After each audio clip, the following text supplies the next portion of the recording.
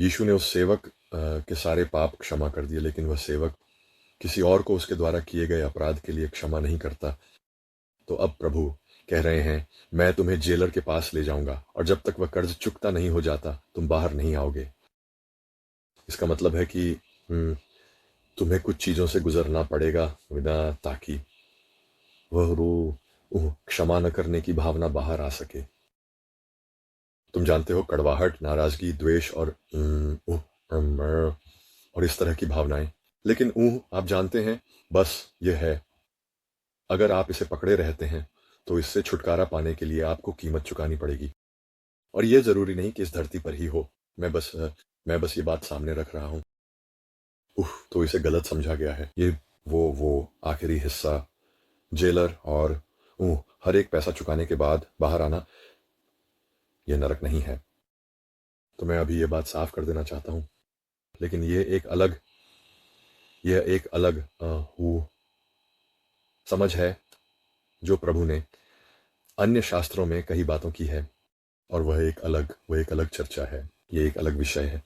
मैं कभी और उस पर बात करने के लिए पूरी तरह तैयार हूं, लेकिन अभी मैं ऐसा नहीं करने वाला। खैर, वैसे भी अब मैं मत्ती 7 पर भी जाऊंगा, और मैं ऐसा इसलिए करना चाहता हूं क्योंकि मैं आपको यह दिखाना चाहता हूं कि यह कितना जरूरी है कि आप न तो गुनगुने हों और न ही आप तैयार ना हों। असल में यही सबका सार है। क्या आप तैयार हैं? क्या आप दुल्हन हैं? क्या आप वह दुल्हन हैं जो अपने दूल्हे से मिलने के लिए वेदी तक जाने के लिए तैयार है? क्योंकि मैं दुनिया में कोई भी ऐसी दुल्हन नहीं जानता जो अपनी शादी की ड्रेस पहन रही हो, अपने पति से मिलने या उससे शादी करने के लिए तैयार हो रही हो, उसके साथ जीवन बिताने के लिए तैयार हो रही हो, और जिसे यह बिल्कुल भी स्वीकार्य लगे कि उसकी ड्रेस पर कोई दाग या बड़ी सिलवट हो और वह फिर भी वेदी तक जाए।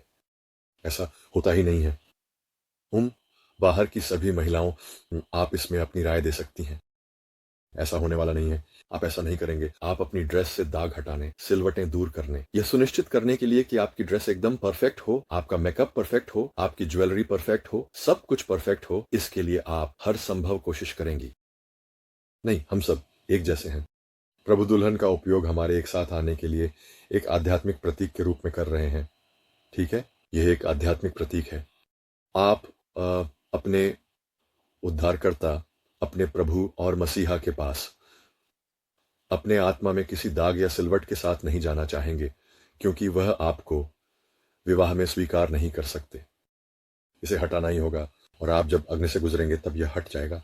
फिर से यह एक बिल्कुल अलग चर्चा है, लेकिन तो अगला अंश यहाँ है, मत्ती 7:21-23, और हो सकता है मैं 23 से आगे भी जाऊं। नहीं,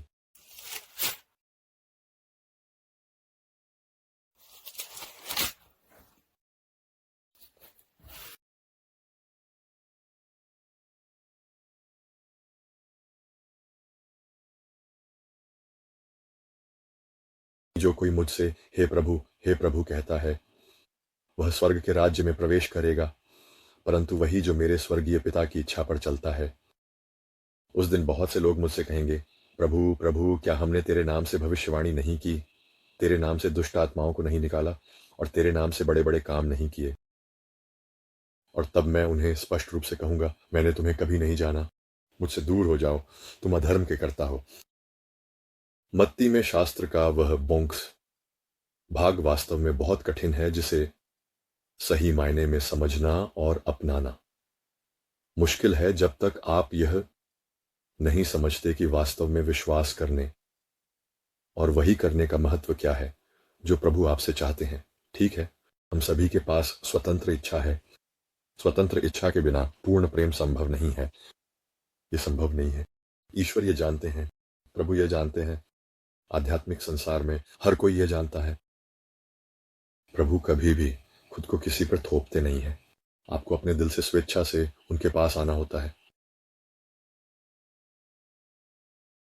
अगर आप प्रभु के पास आते हैं और उनके नाम का उपयोग किसी छुपे हुए स्वार्थ के लिए करते हैं, तो हम इस दुनिया में ऐसे उदाहरण जानते हैं, और मैं उनमें विस्तार से नहीं जाऊंगा, लेकिन हम जानते हैं कि लोग यीशु मसीह के नाम का इस्तेमाल अपने स्वार्थ के लिए करते हैं। और वे ऐसे काम करेंगे, ऐसी बातें कहेंगे और ऐसे कार्य करेंगे कि आप उन्हें देखकर कहेंगे, वाह, ये लोग तो अद्भुत हैं। वे प्रभु के लिए अद्भुत लोग हैं, लेकिन प्रभु उनके दिल को जानते हैं। वह जानता है कि आपके और उसके बीच कैसा संबंध है, चाहे वह व्यक्तिगत स्तर पर हो या व्यावसायिक स्तर पर। इसी तरह मैं इसे बयान कर सकता हूं या कह सकता हूं, प्रभु ने कभी भी यह नहीं कहा कि अगर तुम मुझ पर विश्वास करते हो ताकि मैं तुम्हारी मदद कर सकूं पैसे कमाने में, या मैं तुम्हारी मदद कर सकूं अ, तुम्हें घमंड से भर दूं और तुम्हें एक ऊंचा सामाजिक दर्जा दिला दूं, तो मैं तुम्हें स्वीकार कर लूंगा। प्रभु ने कभी ऐसा कुछ नहीं कहा, लेकिन लोग इसका इस्तेमाल करेंगे। तो मैं ये नहीं कह रहा कि अगर आप ऐसे हैं तो आप गुनगुने हैं। मैं जो कह रहा हूं वह यह है कि खुद की रक्षा करें। खुद की रक्षा करें, क्योंकि आप एक बात कह सकते हैं और उसका मतलब कुछ बिल्कुल अलग हो सकता है। प्रभु आपको आपके दिल से आंकता है, यह आपके दिल से ही आना चाहिए। खैर, अब मैं आगे बढ़ता हूं। ठीक है, तो अब मैं फिर से मत्ती में जाऊंगा। मत्ती एक अद्भुत सुसमाचार है जब यह बात आती है कि प्रभु चाहते हैं कि आप उनके अनुसार कैसे जिए। मत्ती 25:41-46। जब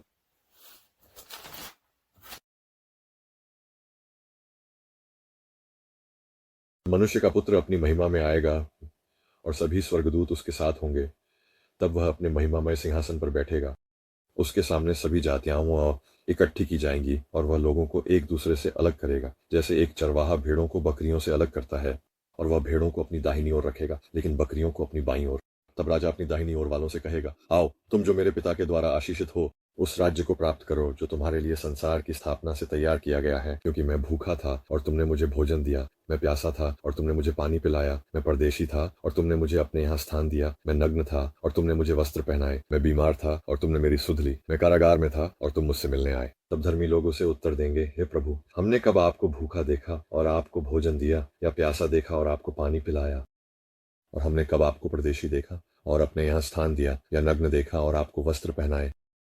हमने कब आपको बीमार या कारागार में देखा और आपसे मिलने आए? हाँ, राजा उत्तर देगा, सच कहता हूँ, जितना तुमने मेरे इन सबसे छोटे भाइयों में से किसी एक के लिए किया, वह तुमने मेरे लिए किया। फिर वह बाईं ओर वालों से कहेगा, मेरे पास से दूर हो जाओ, हे शापित लोगों, उस अनंत अग्नि में जो शैतान और उसके दूतों के लिए तैयार की गई है। क्योंकि मैं भूखा था, तुमने मुझे भोजन नहीं दिया, मैं प्यासा था, तुमने मुझे पानी नहीं पिलाया, मैं परदेशी था, तुमने मुझे स्थान नहीं दिया, मैं नग्न था, तुमने मुझे वस्त्र नहीं पहनाए, मैं बीमार था, कारागार में था, तुम मुझसे मिलने नहीं आए।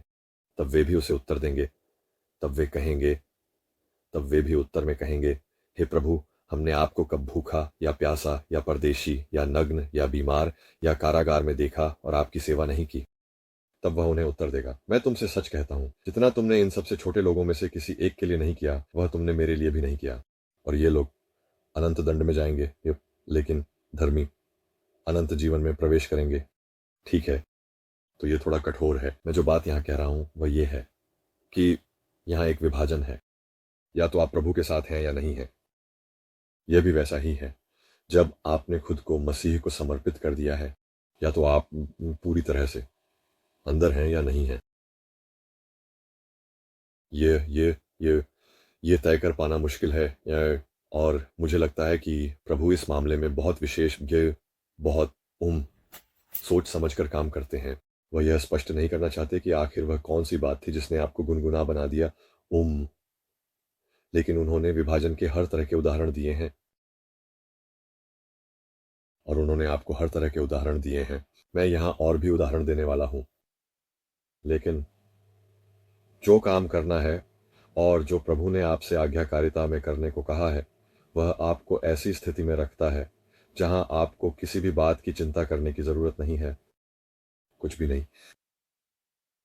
उम यह यह लगभग यह लगभग उतना ही सरल है। ओह, मेरे पास यहाँ और भी बातें हैं बताने के लिए, इससे पहले कि यह बहुत लंबा हो जाए। मुझे पता है कि यह वीडियो लंबा होने वाला है, तो मैं मत्ती 8.3 पर जाने वाला हूँ। मत्ती 18:3,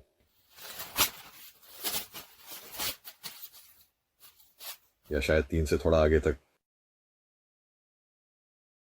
मैं 1801 से शुरू कर रहा हूँ। उस समय शिष्य यीशु के पास आकर बोले, स्वर्ग के राज्य में सबसे बड़ा कौन है? उसने एक बच्चे को अपने पास बुलाया, उसे उनके बीच खड़ा किया और कहा, सच कहता हूँ, जब तक तुम छोटे बच्चे जैसे नहीं बनोगे तब तक स्वर्ग के राज्य में प्रवेश नहीं कर सकोगे। जो अपने आप को इस बच्चे जैसा नम्र करता है वही स्वर्ग के राज्य में सबसे बड़ा है। जो कोई ऐसे एक बच्चे को मेरे नाम पर ग्रहण करता है वह मुझे ग्रहण करता है, लेकिन जो कोई इन छोटे बच्चों में से किसी एक को जो मुझ पर विश्वास करता है पाप करने के लिए उकसाता है, उसके लिए यह अच्छा होगा कि उसके गले में एक बड़ी चक्की का पाट बांध दिया जाए और उसे समुद्र की गहराई में डुबो दिया जाए। तो शिष्यों ने उनसे पूछा, स्वर्ग के राज्य में सबसे बड़ा कौन है? और प्रभु यीशु ही एक बच्चे को लाते हैं और कहते हैं, यहां देखो, यही वह उदाहरण है जैसा तुम्हें होना चाहिए। बच्चे मासूम होते हैं, वे शुद्ध होते हैं, वे जल्दी माफ कर देते हैं, वे जल्दी से चीजें साझा कर लेते हैं, वे किसी को शर्मिंदा नहीं करते। वे एक दूसरे की संगति का आनंद लेने में अधिक रुचि रखते हैं। अगर कोई चोटिल हो जाता है तो वे सब आकर पूछते हैं कि आप जानते हैं क्या वे कुछ कर सकते हैं या आप ठीक हैं? उह और मैं कि आप जानते हैं, वे जल्दी से पूछते हैं। खैर, आप जानते हैं, अगर गलती उन्हीं से हुई हो तो वे माफी भी मांग लेते हैं, अगर उनकी वजह से बच्चे को चोट लगी हो। यह एक अद्भुत उदाहरण है। अगर आप देखें कि बच्चे एक दूसरे के साथ कैसे व्यवहार करते हैं तो ये एक शानदार संकेत और उदाहरण है कि बड़ी शायद प्रभु चाहते हैं कि आप उनके साथ एक बच्चे की तरह चलें। और एक और बात यह भी है कि बच्चे जब छोटे होते हैं तो अपने माता पिता के आज्ञाकारी होते हैं। आप जानते हैं कि हमें जब बच्चों के पिता या माता उन्हें कुछ करने के लिए कहते हैं तो वे ध्यान से सुनते हैं और उनकी बात मानते हैं। वे जानना चाहते हैं कि वे क्या हैं, वे क्या कह रहे हैं, और फिर उसे समझना चाहते हैं। और अगर माता पिता उनके प्रति प्रेमपूर्ण और दयालु हों, फिर भी दृढ़ रहें, तो बच्चे उनकी बात सुनेंगे और वही करेंगे जो उनसे कहा गया है। तो ये सिर्फ एक उदाहरण है। फिर से मैं उदाहरण दे रहा हूं कि अगर आप ये सब कर रहे हैं और इस तरह चल रहे हैं तो आपको शायद गुनगुना होने की चिंता करने की कोई ज़रूरत नहीं है। सच में आपको नहीं है। और अब हम अगले बिंदु पर चलते हैं। अब मैं मत्ती में लिखी गई बीटीट्यूड्स धन्य वचन पर जाऊंगा। मैं इन्हें पढ़ने जा रहा हूं क्योंकि मुझे लगा कि प्रभु चाहते हैं कि मैं आज इन्हें पढ़ूं। मुझे पता है कि कुछ अन्य वीडियो में मैं नहीं पढ़ता, लेकिन आज मैं पढ़ने जा रहा हूं। तो यहाँ एक और उत्तम उदाहरण है, और उसने अपना मुंह खोला और उन्हें सिखाया, धन्य है वे जो आत्मा में गरीब हैं, क्योंकि स्वर्ग का राज्य उन्हीं का है। धन्य है वे जो शोक करते हैं, क्योंकि वे शांति पाएंगे। धन्य है वे जो नम्र हैं, क्योंकि वे पृथ्वी के अधिकारी होंगे। धन्य है वे जो धार्मिकता के लिए भूखे और प्यासे हैं, क्योंकि वे तृप्त किए जाएंगे। और धन्य है वे जो दयालु हैं, क्योंकि उन पर दया की जाएगी। धन्य है वे जिनका हृदय शुद्ध है, क्योंकि वे परमेश्वर को देखेंगे। धन्य है वे जो मेल कराने वाले हैं, क्योंकि वे परमेश्वर के पुत्र कहलाएंगे। धन्य है वे जो धार्मिकता के कारण सताए जाते हैं, क्योंकि स्वर्ग का राज्य उन्हीं का है। धन्य हो तुम जब लोग मेरे कारण तुम्हारा अपमान करें, सताएं और तुम्हारे विरुद्ध झूठ बोलकर हर प्रकार की बुराई करें।